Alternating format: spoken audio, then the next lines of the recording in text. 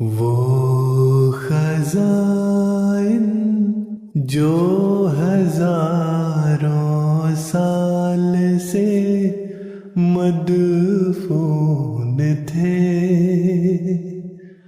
اب میں دیتا ہوں اگر کوئی ملے امیدوار، کوئی ملے امیدوار۔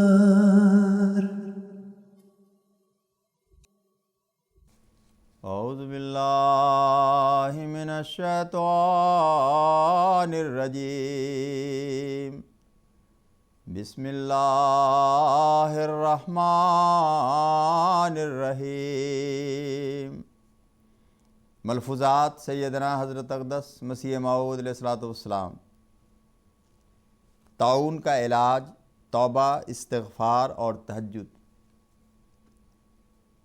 حضرت اقدس مسیح موعود علیہ الصلوۃ والسلام فرماتے ہیں، طاعون کا علاج توبہ و استغفار ہی ہے۔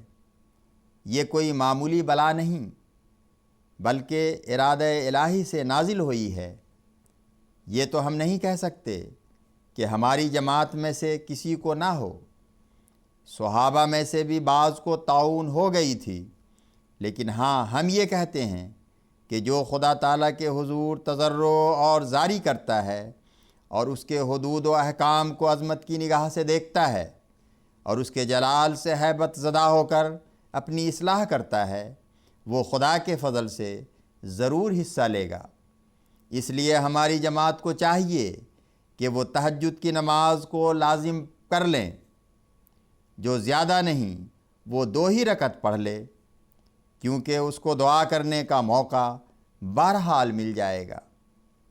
اس وقت کی دعاؤں میں خاص تاثیر ہوتی ہے، کیونکہ وہ سچے درد اور جوش سے نکلتی ہے۔ جب تک ایک خاص سوز اور درد دل میں نہ ہو، اس وقت تک ایک شخص خواب راحت سے بیدار کب ہو سکتا ہے؟ پس اس وقت کا اٹھنا ہی ایک درد دل پیدا کر دیتا ہے، جس سے دعا میں رقت اور اضطراب کی کیفیت پیدا ہو جاتی ہے، اور یہی اضطراب اور اضطرار قبولیت دعا کا موجب ہو جاتے ہیں۔ لیکن اگر اٹھنے میں سستی اور غفلت سے کام لیتا ہے تو ظاہر ہے کہ وہ درد اور سوز دل میں نہیں، کیونکہ نیند تو غم کو دور کر دیتی ہے، لیکن جب کہ نیند سے بیدار ہوتا ہے تو معلوم ہوا کہ کوئی درد اور غم نیند سے بھی بڑھ کر ہے جو بیدار کر رہا ہے۔ پھر ایک اور بات بھی ضروری ہے جو ہماری جماعت کو اختیار کرنی چاہیے، اور وہ یہ کہ زبان کو فضول گوئیوں سے پاک رکھا جاوے۔ زبان وجود کی ڈیوڑی ہے، اور زبان کو پاک کرنے سے گویا خدا تعالیٰ وجود کی ڈیوڑی میں آ جاتا ہے۔ جب خدا ڈیوڑی میں آ گیا تو پھر اندر آنا کیا تعجب ہے؟ پھر یاد رکھو کہ حقوق اللہ اور حقوق عباد میں دانستہ ہرگز غفلت نہ کی جاوے۔ جو ان امور کو مد نظر رکھ کر دعاؤں سے کام لے گا، یا یوں کہو کہ جسے دعا کی توفیق دی جاوے گی، ہم یقین رکھتے ہیں کہ اللہ تعالیٰ اس پر اپنا فضل کرے گا اور وہ بچ جاوے گا۔ ظاہری تدابیر صفائی وغیرہ کی منع نہیں ہیں، بلکہ برتوکل جانب اشتربہ بند پر عمل کرنا چاہیے، جیسا کہ ایاک نعبد و ایاک نستعین سے معلوم ہوتا ہے۔ مگر یاد رکھو کہ اصل صفائی وہی ہے جو فرمایا ہے، قد افلح من زکاہا۔ ہر شخص اپنا فرض سمجھ لے کہ وہ اپنی حالت میں تبدیلی کرے۔ تمہیں یاد ہوگا کہ مجھے الہام ہوا تھا، ایام غضب اللہ غضبت غضبا شدیدا۔ یہ طاعون کے متعلق ہے، مگر وہی خدا کے فضل کا امیدوار ہو سکتا ہے جو سلسلہ دعا، توبہ اور استغفار کا نہ توڑے اور عمدن گناہ نہ کرے۔ گناہ ایک زہر ہے جو انسان کو ہلاک کر دیتی ہے اور خدا کے غضب کو بھڑکاتی ہے۔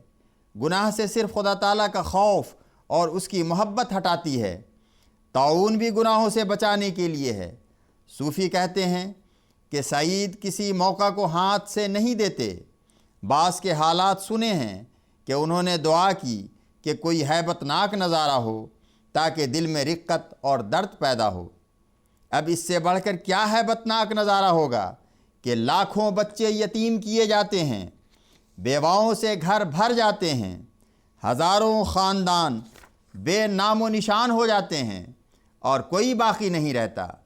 اللہ تعالیٰ کی یہ سنت ہے کہ وہ انبیاء علیہ السلام کو ایسے موقعوں پر ہمیشہ بچا لیتا ہے جبکہ بلائیں عذاب الہی کی صورت میں نازل ہوں۔ پس اس وقت خدا کا غضب بڑھا ہوا ہے اور حقیقت میں یہ خدا کے غضب کے ایام ہیں، اس لیے کہ خدا کے حدود اور احکام کی بے حرمتی کی جاتی ہے اور اس کی باتوں پر ہنسی اور ٹھٹا کیا جاتا ہے۔ پس اس سے بچنے کے لیے یہی علاج ہے کہ دعا کے سلسلہ کو نہ توڑو اور توبہ و استغفار سے کام لو۔ وہی دعا مفید ہوتی ہے جبکہ دل خدا کے آگے پگھل جاوے اور خدا کے سوا کوئی مفر نظر نہ آوے۔ جو خدا کی طرف بھاگتا ہے اور اضطرار کے ساتھ امن کا جویاں ہوتا ہے وہ آخر بچ جاتا ہے۔ اللہم صلی علی محمد وآل محمد وبارک وسلم انکا حمید مجید۔